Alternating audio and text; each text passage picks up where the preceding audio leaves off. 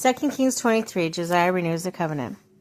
Then the king called together the elders of Judah and Jerusalem. He went up to the temple of the Lord with the people of Judah, the inhabitants of Jerusalem, the priests and prophets, all the people, from the least to the greatest. He read in their hearing all the words of the book of the covenant which had been found in the temple of the Lord. The king stood by the pillar and renewed the covenant in the presence of the Lord, to follow the Lord and keep his commands, statutes, decrees with all his heart, all his soul, thus confirming the words of the covenant written in this book. Then all the people pledged themselves to the covenant. The king ordered Hilkiah, the high priest, the priest next in rank, and the doorkeepers to remove from the temple of the Lord all the articles made for Baal, Asheroth, and all the starry hosts. He burned them outside Jerusalem in the fields of Kidron Valley, and with the ashes to Bethel. He did away with the adulterous priest appointed by the kings of Judah, and burned incense in the high places of the towns of Judah and on those around Jerusalem. Those who burned incense to the Baal, the sun, and the moon, to the constellations, and to the starry hosts. He took the Asherah pole from the temple of the Lord to Kidron Valley outside Jerusalem and burned it there. He ground it to the powder and scattered the dust over the graves of the common people. He also tore down the quarters of the male shrine prostitutes that were in the temple of the Lord. The quarters where the women did weaving for Asherah. Josiah brought all the priests from the town of Judah and desecrated the high places from Geba to Beersheba, where the priests had burned incense. He broke down the gateway and the entrance to the gate of Joshua, the city governor, which was on the left of the city gate. Although the priests of the high place did not serve as the altar of the Lord in Jerusalem, they ate unleavened bread with their fellow priests. He desecrated Topheth, which was the valley of Ben Hinnom, so no one could use it, and sacrifice their sons or daughters in the fire of Molech. He removed from the entrance the temple of the Lord the horses of the kings of Judah that had dedicated to the sun. They were in the court near the room of official named Nathan Melech. Josiah then burned the chariots dedicated to the sun. He pulled down the altars of the kings of Judah and erected on the roof near the upper room of Ahaz the altars Manasseh had built. The two courts of the temple of the Lord.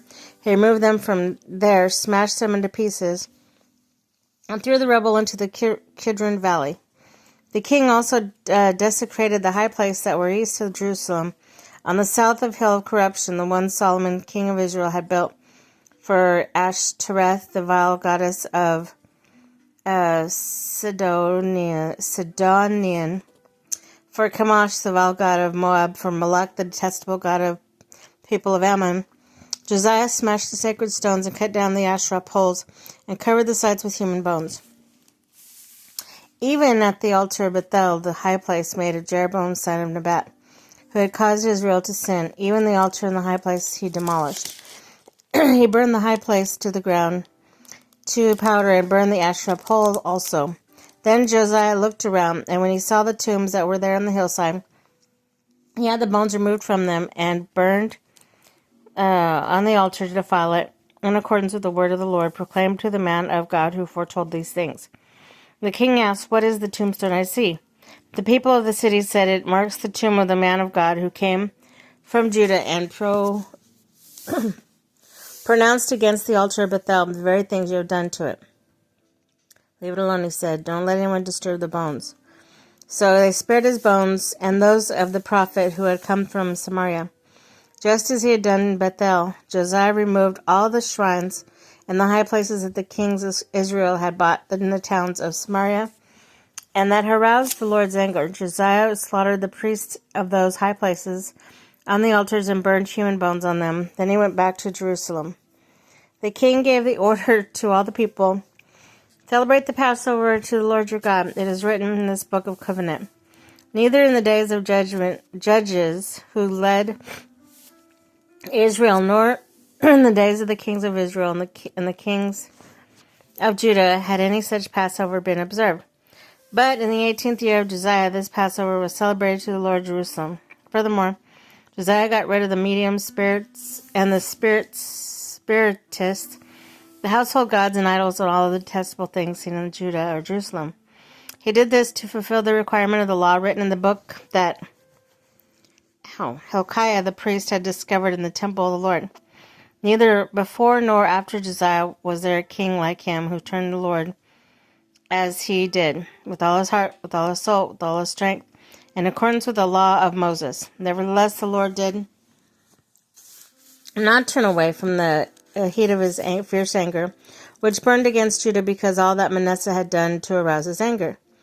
So the Lord said, I will remove Judah from the presence of as I removed Israel. I will reject Jerusalem, the city I chose, and this temple, about which I said, my name shall be there.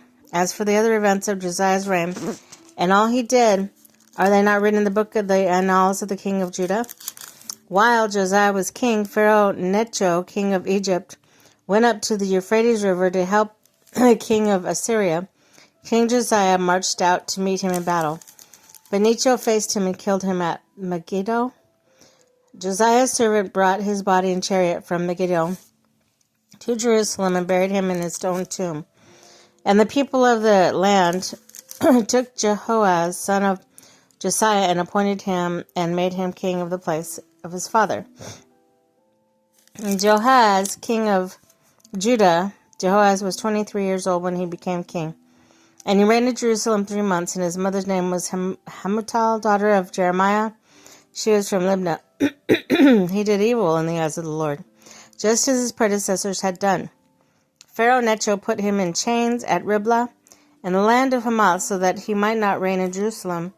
And he imposed on Judah a levy of 100 talents of silver and talent of gold.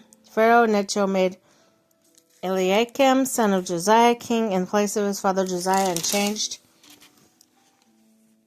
Eliakim's name to Jehoiakim.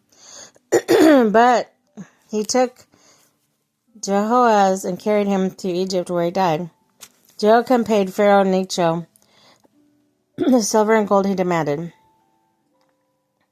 In order to do so, he taxed the land and exacted the silver and gold from the people of the land according to their assessment. Jehoiakim, king of Judah. Jehoiakim was 25 years old when he became the king, and he reigned in Jerusalem 11 years, and his mother's name was Zebediah, daughter of Pedaiah.